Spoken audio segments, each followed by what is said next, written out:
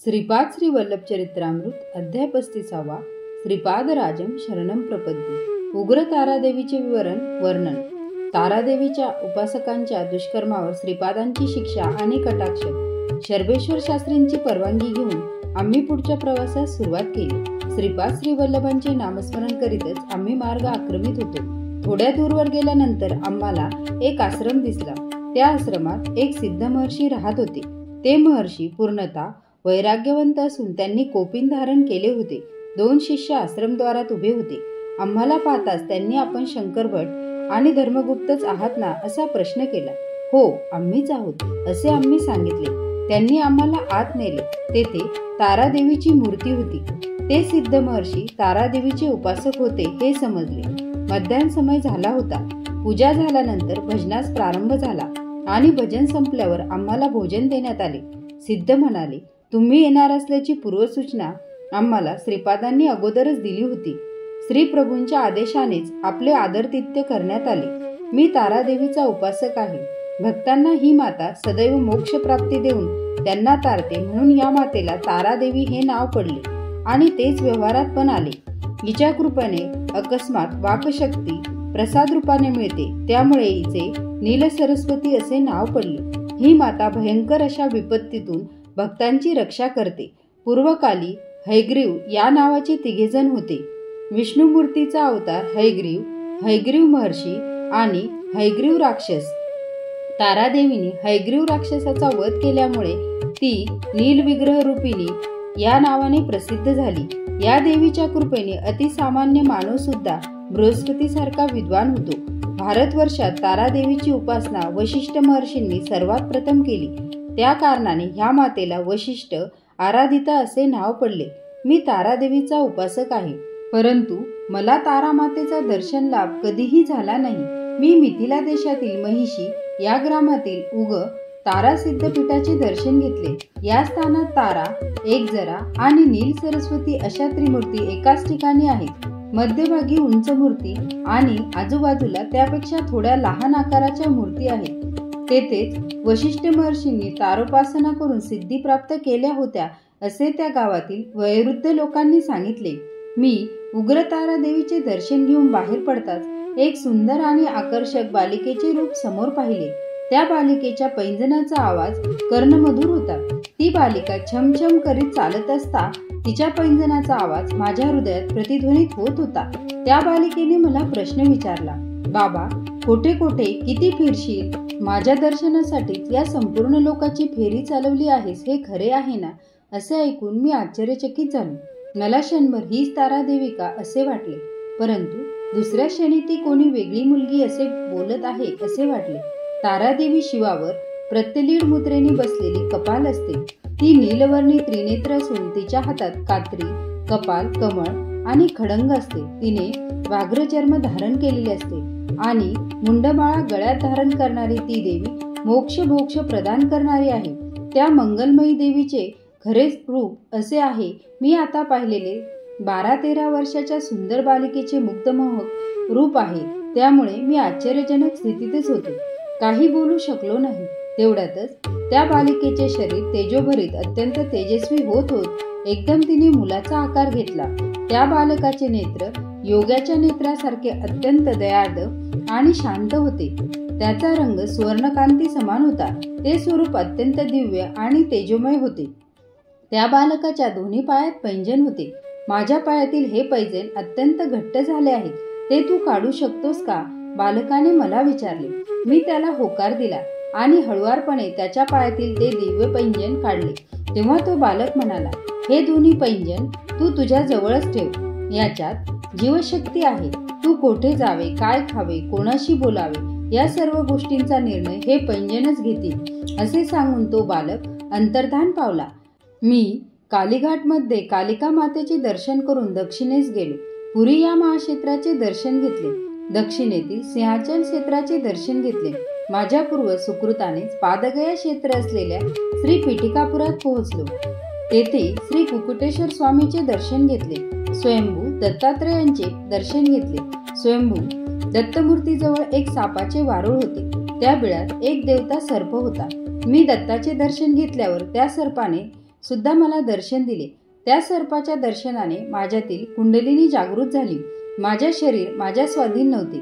मी वेड्यासारखा इकडे तिकडे फिरत तारामातेचा मोठ्या आवाजात नामघोष करीत होतो. मी योगायोगानेच नरसिंह शर्मा या नावाच्या क्षत्रिय जमीनदाराच्या घरासमोर आलो. महिषी या ग्रामात पाहिलेले बालिकेचे रूप पुन्हा माझ्या डोळ्यासमोर दिसले, परंतु ती बालिका थोड्याच वेळात बालकाच्या रूपात रूपांतरित झाली. मला दर्शन दिलेला तोच तेजोमय दिव्य बालक माझ्या डोळ्यासमोरच होता. श्रीवर्मांच्या घरी एक निराळाच टांगा होता. त्या दिव्य बालकाला त्या टांग्यात बसून आपल्या मातेच्या घरी जायचे होते. श्रीवर्मांनी एका सेवकाची व्यवस्था केली. तो तेथे हजर झाला. त्या बालकाने त्या सेवकाला सुद्धा टांग्यात बसवले आणि मला त्या टांग्यास ओढण्यास सांगितले. मी नाही ओढत म्हणालो. तू जर नाही ओढलेस तर तुझे कातडे काढून त्याचे पादत्राण करून घाले. मी तर चांभारच आहे. कातडे काढून चप्पल शिवणे ही माझी कुलवृत्तीच आहे. तुझ्यासारख्या जनावराचे कातडे म्हशीच्या किंवा गायीच्या कातड्यापेक्षा श्रेष्ठ असते, असे तो बालक म्हणाला. मी इच्छा नसताना ती गाडी ओढण्याचे स्वीकारले. त्या बालकाच्या हातात एक छडी होती. त्या गाडीला ओढण्यासाठी मला फार श्रम पडत होते. तो दिव्य बालक त्याच्या हातातील छडीने मला सारखे मारत होता.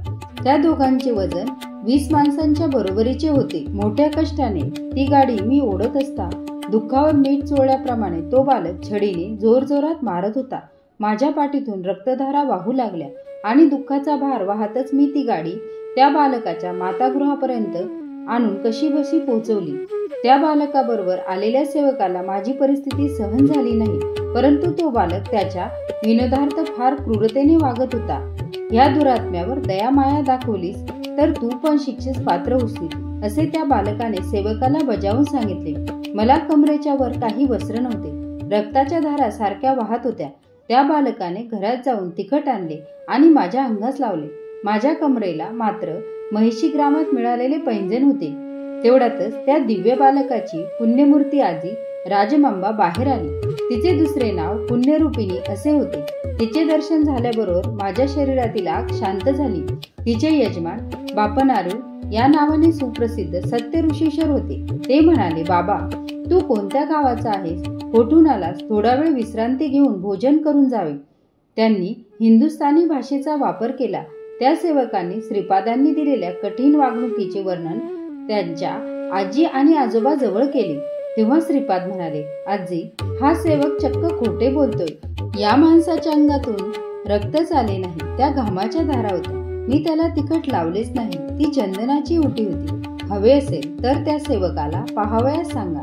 त्या सेवकाने पाहिले. श्रीपादांनी सांगितलेले तंतोतंत खरे झाले. तेवढ्यात बापनारायण म्हणाले, श्रीपादा, तू सत्यव्रती आहेस. तिथे रक्ताच्या धारा म्हणालास की रक्ताच्या धारा दिसतील. चंदनाची उटी म्हटलीस की तीच दिसेल. तू जे म्हणशील तेथे तेच दिसते. म्हणजे तू साक्षात उग्रतारा देवीचे रूप आहेस असेच वाटते. उग्रतारा देवीच्या अनुग्रहाने वाकसिद्धी प्राप्त होते असे ऐकले होते, पण साक्षात समोरच पाहिले. उग्रतारा देवीप्रमाणे तू केवळ संकल्प मात्रानेच कोणत्याही वस्तूचे स्वभाव धर्म बदलू शकतोस. तुझा लीला विनोद आता थांबून त्या अभाग्यावर करुणा कटाक्ष कर. त्यावेळी श्रीपाद म्हणाले, आजोबा, आपण जास्तच बोललात. मी संकल्प करेल आणि तो संकल्प लगेच फलीभूत होईल असे म्हणालात. हे कोठपर्यंत खरे आहे का खोटे निर्णय शास्त्राच्या साहाय्यानेच घेता येईल. असो, हा आगंतुक एक सद्ब्राह्मण आहे. उग्रतारा देवीचा उपासक आहे. हे सगळे ठीकच आहे, पण याने संन्यास दीक्षा आपल्या गुरूंच्या अनुमतीने न घेता त्याला जसे योग्य वाटेल त्याप्रमाणेच त्याने संन्यास घेतला. याच्या पित्याने अनेक कष्ट सहन करून याचे लालन पालन करून यास मोठे केले. याच्या मातेला गर्भावस्थेत फार कष्ट सहन करावे लागले. हा जन्मला तेव्हा त्याच्या मातेच्या अंगातून बरेच रक्त गेले. रक्ताळलेल्या घावावर मिरचीची पूड लावल्यास ते दुःख कसे असते तसे दुःख त्या मातेने तेव्हा सहन केले होते. ते दोघेही आता या जगात नाहीत आणि पूर्वसुकृताने त्यांचा जन्म पिटिकापुरात झाला आहे. काशीत वास केल्याचे फळ. नरसिंहवर्माच्या घरात असलेला सेवक दुसरा कोणी नसून या आगंतुकाचा पूर्वजन्मीचा पिताच आहे. त्याची पत्नी यांची पूर्वजन्मीची माता आहे. मृत्यू पावलेल्या मोठ्या लोकांना पिंडप्रदान योग्य विधीने न करणे हे एक पापच आहे. या आगंतुकाने संन्यास घेतला असल्याने माता पित्यांचे पिंडप्रदान केले नाही. याचे पापकर्म आणि यांच्या पुण्यकर्मानेच याला येथे म्हणजे पादगया क्षेत्री श्री पिटिकापुरात ओढून आणले. याने थोड्या दुःखाने याच्या पापकर्माचे फळ अनुभवले. याच्या संपूर्ण दुर्योगांचा परिहार झाला. शिशु 9 महिने मातेच्या गर्भात असतो. तसेच काशी क्षेत्रात 9 महिने 9 दिवस आणि 9 घटिका राहिल्यास तो मनुष्य पितृशापातून मुक्त होतो. श्री पीठिकापुरम हे काशी क्षेत्रात समान आहे. या आगंतुकाने त्याच्या पूर्वजन्मीच्या मातापित्यांची सेवा केल्यास या पितृदेवताच्या शापातून मुक्त होईल. एवढे बोलून श्रीपाद प्रभू मौन झाले. मी प्रभूंच्या आदेशानुसार माझ्या गतजन्मीच्या मातापित्यांची सेवा केली. त्यांचा आशीर्वाद मिळाला. त्यांच्याकडून मिळालेले पैंजण देवघरात सुरक्षित ठेवले. मला उग्रतारा देवीच्या अनुग्रहाने सिद्धी प्राप्त झाली. माझ्या तंत्रशक्तीच्या बळावर मी लोकांचे दुःख आजाराचा परिहार करू लागलो. आपण इकडे येण्यापूर्वी श्रीपाद श्रीवल्लभांनी मला दृष्टांत दिला. ते म्हणाले, शंकर भट आणि धर्मगुप्त असे 2 यात्री या मार्गाने येथे येतील.